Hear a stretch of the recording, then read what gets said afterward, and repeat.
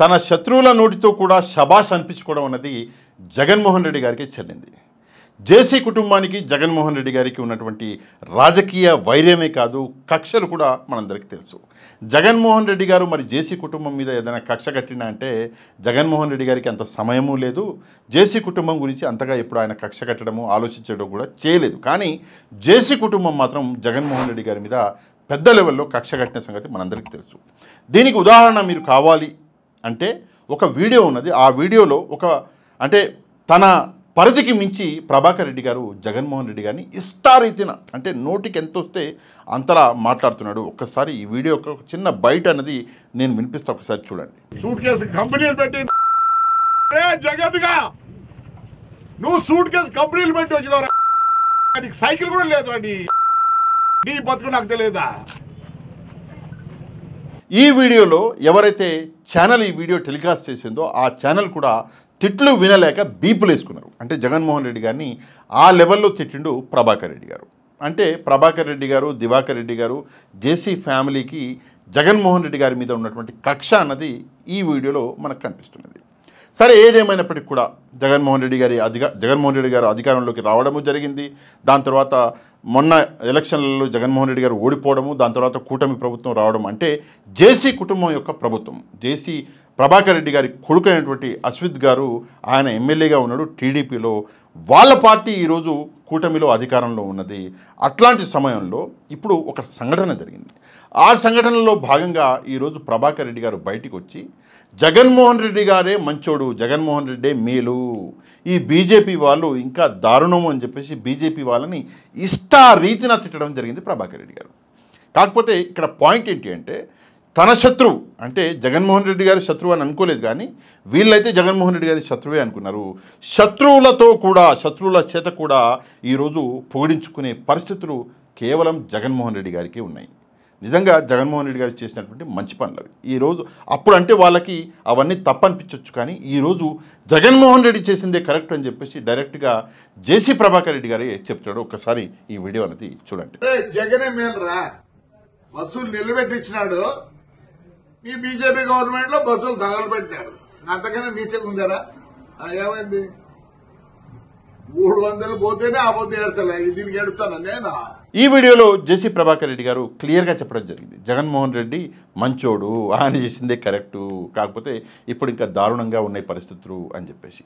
ఏంటి అసలు హిస్టరీ అంటే జగన్మోహన్ రెడ్డి గారి హయాంలో జేసీ కుటుంబం యొక్క మెయిన్ బిజినెస్ వచ్చేసి బస్సుల బిజినెస్. మనందరికీ తెలుసు ట్రావెల్స్, జేసీ ట్రావెల్స్, సరే దివాకర్ ట్రావెల్స్, ఆ ట్రావెల్స్ ఉంటాయి బస్సుల బిజినెస్. కాకపోతే ఆ బిజినెస్లో కొన్ని అవకతవకలు వాళ్ళు చేస్తున్నారు అని చెప్పేసి గుర్తించరు అధికారులు.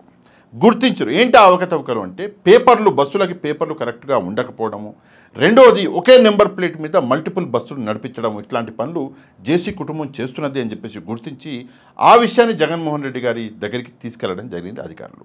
కాకపోతే చట్ట ప్రకారం చర్యలు ఏవి ఉంటాయో అవి తీసుకోండి, కక్షపూరిత చర్యలు కాదండి, చట్టం చెప్పినట్టు మీరు వినండి అని చెప్పేసి చట్ట ప్రకారం చర్యలు తీసుకోవడం జరిగింది.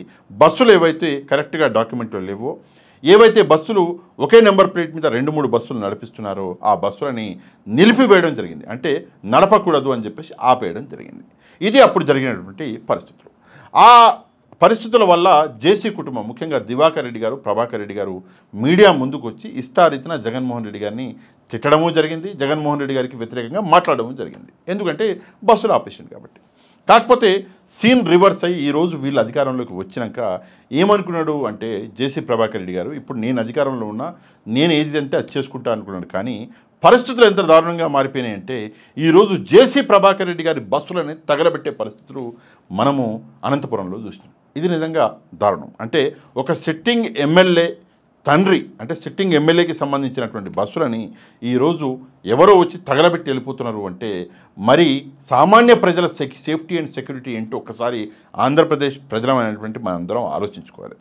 సరే, బస్సులను తగలబెట్టినాక జేసీ ప్రభాకర్ రెడ్డి గారు ఇందాక మీరు చూసినటువంటి వీడియోలో ఆయన ఒక ప్రెస్ కాన్ఫరెన్స్ పెట్టి ఇష్టారీతిన బీజేపీ వాళ్ళని తిట్టడం జరిగింది. ఎందుకు మరి బీజేపీ వాళ్ళని తిట్టిండు జేసీ ప్రభాకర్ రెడ్డి అంటే దీనికి ఒక కారణం ఉంది. మొన్న జరిగినటువంటి న్యూ ఇయర్ వేడుకల్లో మహిళలకు సంబంధించి ఒక ప్రోగ్రాం చేసిండు జేసీ ప్రభాకర్ రెడ్డి గారు.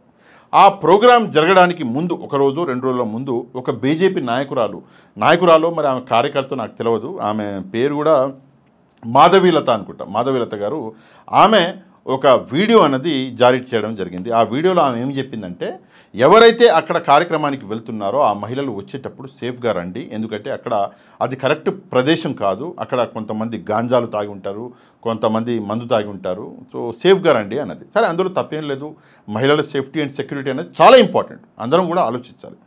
కానీ విషయం ఏంటంటే, న్యూ ఇయర్ వేడుకలు 2 తెలుగు రాష్ట్రాల్లో చాలా చోట్ల జరిగినాయి. కొన్ని ప్రదేశాలు అయితే ఇంకా డేంజరస్ ప్రదేశాలు ఉన్నాయి. అట్లాంటి ప్రదేశాల గురించి ఎక్కడా మాట్లాడకుండా ఈమె కేవలము జేసీ ప్రభాకర్ రెడ్డి గారు చేసినటువంటి న్యూ ఇయర్ ఈవెంట్ గురించే మాట్లాడింది అంటే, కావాలని జేసీ కుటుంబాన్ని టార్గెట్ చేస్తున్నది బీజేపీ అని చెప్పేసి ఇక్కడ క్లారిటీగా అర్థమైంది. అదే కాకుండా అదే రోజు అనుకుంటా ఆ బస్సు కూడా తగలబడ్డది, జేసీ కుటుంబానికి సంబంధించినటువంటి బస్సులు కూడా తగలబడ్డాయి. అయితే ప్రభాకర్ రెడ్డి గారు చెప్పే వర్జన్ ఏంటి అంటే, ఇది బీజేపీ వాళ్ళు చేసినటువంటి పని, బీజేపీ కావాలని తనని తన కుటుంబాన్ని టార్గెట్ చేస్తున్నది అని చెప్పేసి ఆర్ఎస్ఎస్ని, విశ్వ హిందూ పరిషత్ని, బజరంగ్ దళ్ని, వీళ్ళని చాలా అంటే చాలా దారుణంగా, ఎంత దారుణంగా అంటే ఇక నేను చెప్పాలి, ఎందుకంటే ఇవన్నీ గౌరవంగా మనము మాట్లాడవలసిన ఈ ఇన్స్టిట్యూషన్స్ కాబట్టి వీళ్ళ గురించి, అంటే ఆర్ఎస్ఎస్ గురించి, వీళ్ళ గురించి నేను తప్పుగా మాట్లాడాను, నా సంస్కారం అడ్డొస్తుంది కాబట్టి ఆయన మాత్రం దారుణంగా మాట్లాడడం జరిగింది. ఎంత దారుణం అంటే, ఆ విషయాలు విని కూడా సిగ్గుతో తలదించుకునే పరిస్థితి. ఓకే, ఆయన వయసు రీత్యా ఆయన మరి కోపంలో మాట్లాడిండా, సోయి ఉండి మాట్లాడిండా, అది వేరే విషయం. కానీ చాలా అంటే చాలా దారుణంగా, మేబీ ఇంతవరకు భారతదేశంలో ఈ లెవెల్లో ఈ ఆర్ఎస్ఎస్ని, విశ్వ హిందూ పరిషత్ని, బజరంగ్ దళ్ని ఇంత లెవెల్లో దారుణంగా మాట్లాడిన వాళ్ళు ఎవరు లేరు, ప్రభాకర్ రెడ్డి గారు తప్ప. ఆ లెవెల్లో మాట్లాడి, ఎందుకు మాట్లాడిండు అంటే, నన్ను టార్గెట్ చేస్తున్నారు, నా కుటుంబాన్ని చేస్తున్నారు.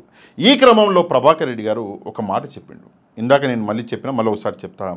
జగన్మోహన్ రెడ్డి మేలు, ఆయనైతే బస్సులు కేవలం నిలబెట్టిండు, కానీ వీళ్ళు అని చెప్పేసి కొన్ని తిట్లు తిట్టి బీజేపీ వాళ్ళని, వీళ్ళైతే బస్సులే తగలబెట్టేస్తున్నారు అని చెప్పేసి ఈరోజు ప్రభాకర్ రెడ్డి గారు చెప్పడం జరిగింది.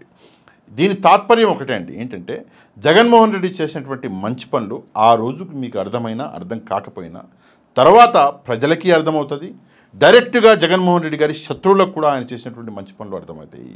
దీనికి ఒక ఉదాహరణ చెప్తా.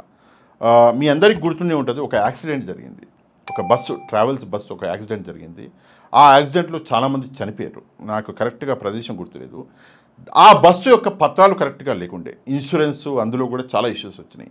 దాని తర్వాత జగన్మోహన్ రెడ్డి గారు తీసుకున్నటువంటి యాక్షన్ ఏంటంటే, అన్ని బస్సులు, ట్రావెల్స్లో ఉన్నటువంటి బస్సుల పత్రాలు కరెక్ట్గా ఉండాలి, అప్పుడే ఇన్సూరెన్స్ క్లెయిమ్ అవుతుంది, అన్నీ సవ్యంగా జరుగుతాయి అని చెప్పేసి ఆయన కేవలము జేసీ కుటుంబం బస్సుల గురించి కాదండి, మొత్తం ట్రావెల్ బస్సుల యొక్క పేపర్లు, డాక్యుమెంటేషన్లు చెక్ చేయించిండు, ఎందుకంటే ఆ యాక్సిడెంట్ వల్ల. కానీ జేసీ కుటుంబం మాత్రం కేవలం మమ్మల్ని టార్గెట్ చేస్తున్నారు అని చెప్పేసి ఆ రోజు అనుకున్నారు. ఈరోజు వాళ్ళు అనుకున్నది తప్పు అని చెప్పేసి డైరెక్ట్గా ఈరోజు జేసీ ప్రభాకర్ రెడ్డి గారే ఒప్పుకున్నాడు. జగన్మోహన్ రెడ్డి చేసిన మంచి పనుల గురించి ఈరోజు జేసీ గారి నోట్తో విని నిజంగా నేను కూడా చాలా ఆనందపడ్డా. దీని గురించి మీరు కూడా తప్పకుండా స్పందించాలి, మీరేమనుకుంటున్నారు అన్న విషయాన్ని తప్పకుండా కమెంట్ చేయండి. అదే కాకుండా తప్పకుండా ఈ వీడియోని మీకు తెలిసిన వాళ్ళందరికీ వాట్సాప్ చేయండి, వీడియో లింకుని, అండ్ వీడియో కింద ఉన్నటువంటి లైక్ బటన్ని తప్పకుండా ప్రెస్ చేయండి. ఎవరైతే మన ఛానల్ని సబ్స్క్రైబ్ చేసుకోలేదో ఛానల్ని సబ్స్క్రైబ్ చేసుకోండి. నెక్స్ట్ వీడియోలో మళ్ళీ కలుద్దాం. అంతవరకు థ్యాంక్ యూ వెరీ మచ్. జై హింద్.